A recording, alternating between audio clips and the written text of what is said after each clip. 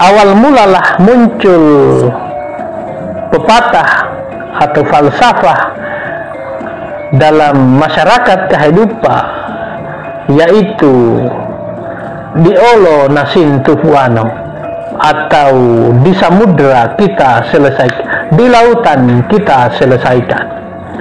Berawal dari kecintaan Kapita Lagoga terhadap perempuan yang bernama Fasau Leama.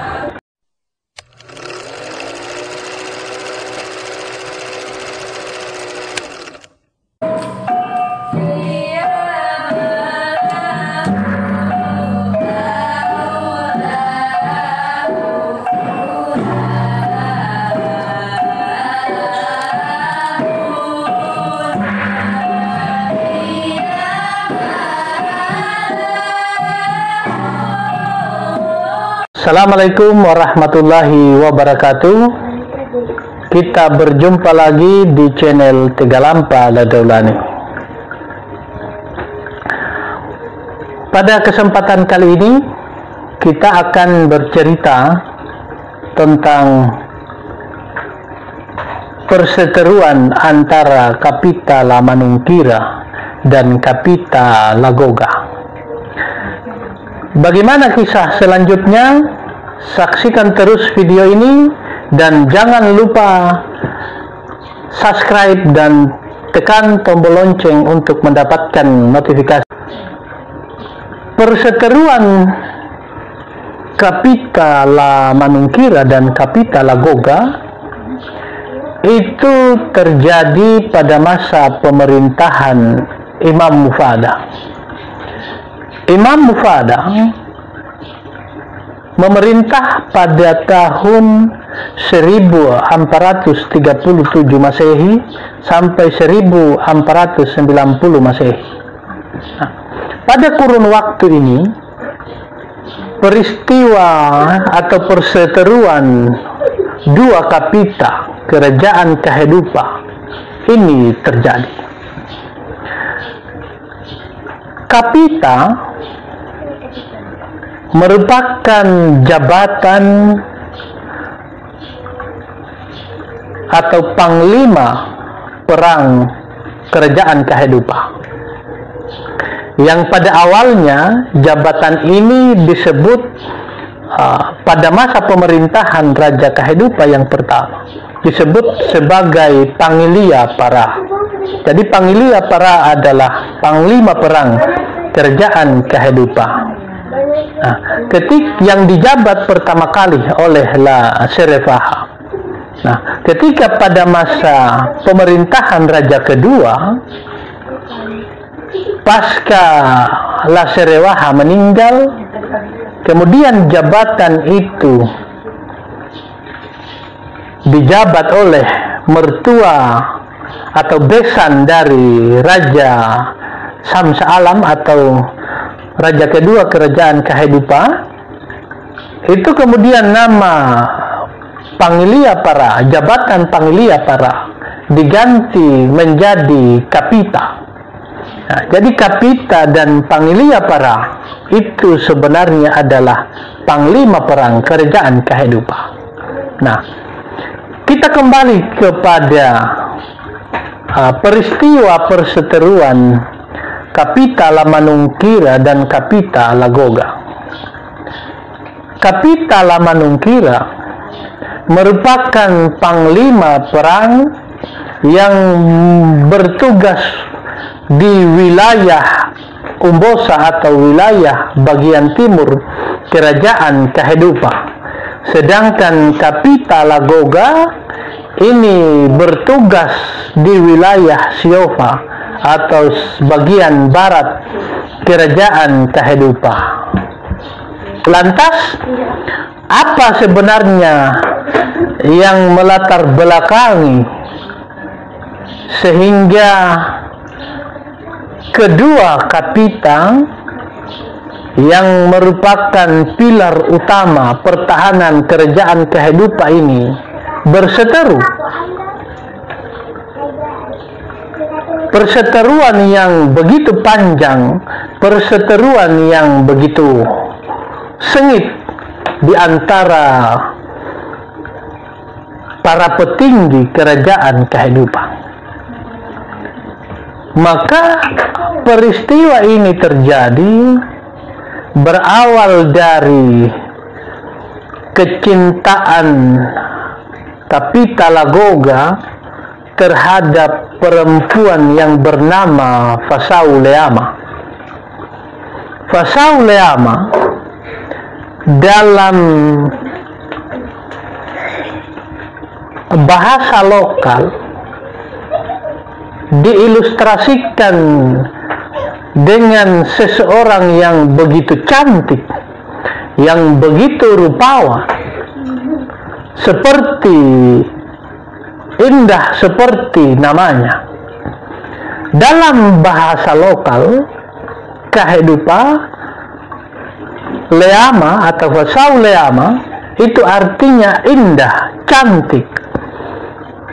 Kalau nama Leama ditujukan kepada benda, maka dia berarti indah, menarik, baik, mengagumkan. Tetapi kalau dia ditujukan kepada perilaku, akhlak, maka dia adalah perilaku yang terpuji, akhlak yang baik. Namun kata Leama kalau ditujukan untuk muka, untuk manusia, maka dia berarti adalah cantik, indah, rupawan, ayu.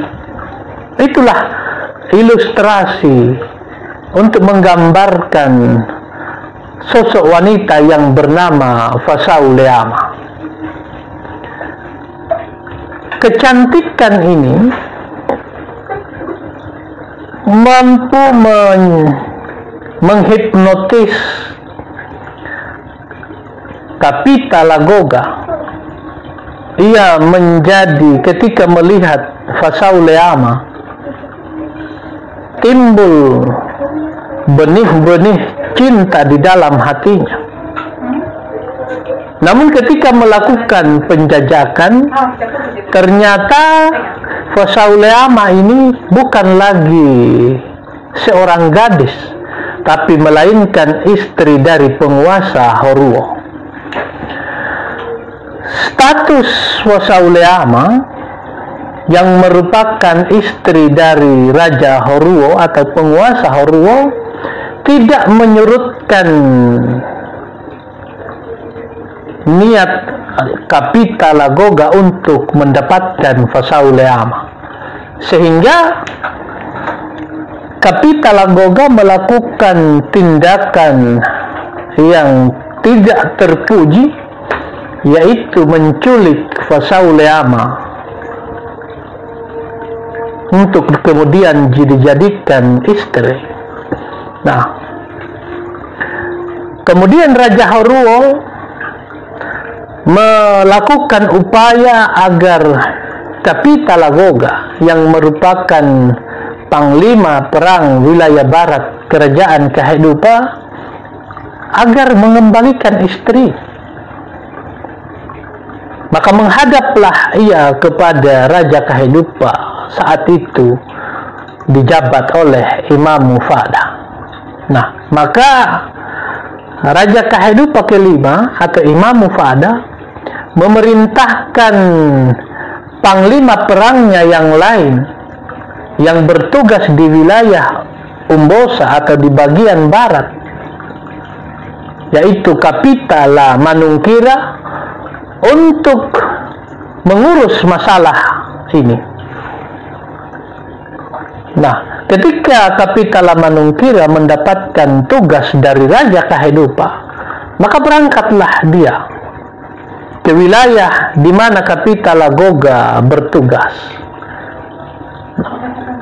Namun segala upaya, segala usaha yang dilakukan oleh Kapitalagoga secara damai itu tidak mempengaruhi sedikit pun pendirian dari Kapita Lagoga yang memang berpribadi, yang memang jumawa dengan kekuatannya, jumawa dengan kesaktiannya, sehingga Kapita Lamanungkira tidak mungkin melakukan upaya-upaya yang damai untuk menyelesaikan masalah Kapita yang ditimbulkan oleh Kapita Lagoga. Maka mereka melakukan berseteru, berperang. Nah, sampai perseteruan keduanya memerlukan waktu yang begitu panjang. Akibat dari perseteruan kedua panglima ini menimbulkan kekhawatiran, kelumpuhan secara ekonomi di tengah-tengah masyarakat kehidupan. Karena kenapa orang sudah merasa takut ketika melakukan kegiatan-kegiatan atau beraktivitas di luar rumah. Nah, maka karena perseteruan yang begitu panjang tidak saling mengalahkan antara kedua Kapita ini, kemudian Raja Kahedupa memerintahkan seseorang yang kemudian populer dikenal dengan nama Lakotogau. Lakotogau secara harfiah berarti pemutus perkara. Mungkin Lakotogau hari ini adalah seorang kadi, adalah seorang hakim untuk menengahi, untuk mengadili perbuatan dan tindakan dari Kapita Lagoga. Nah, maka ketika tertangkap oleh upaya dari Kapita Lamanungkira yang begitu lama, maka diperhadapkanlah dia dengan seseorang yang disebut Lakotogau. Maka Lakotogau sebagai orang yang diberikan mandat oleh Raja Kahedupa untuk memutuskan perkara yang ditimbulkan oleh Kapita Lagoga ini, mengambil satu keputusan yang luar biasa, yaitu menghukum mati Kapita Lagoga. Kemudian Kapita Lagoga dieksekusi dengan cara dimasukkan di dalam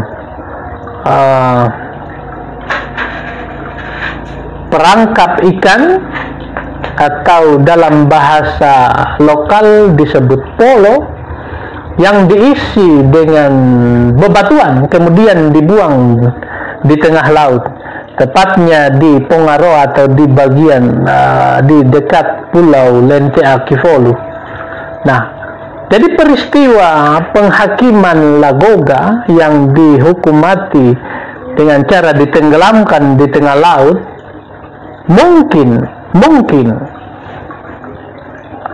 awal mulalah muncul pepatah atau falsafah dalam masyarakat kehidupan, yaitu diolo nasin tufuano, atau di samudra kita selesaikan, di lautan kita selesaikan. Nah, jadi seperti itulah sepintas, sekilas peristiwa perseteruan antara Kapita Lagoga dan Kapita Lamanungkira.